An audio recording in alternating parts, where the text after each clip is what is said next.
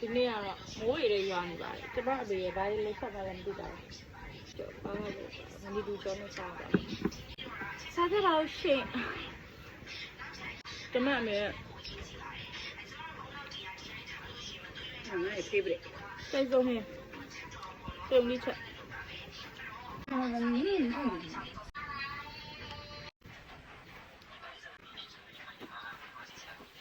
လို့ရ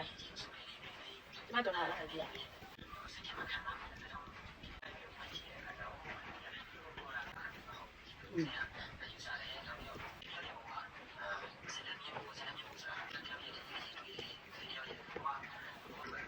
ဟာကောင်ခိုးမယ်အားထောက်တယ်စားလေးကြည့်တွေ့ရပြီ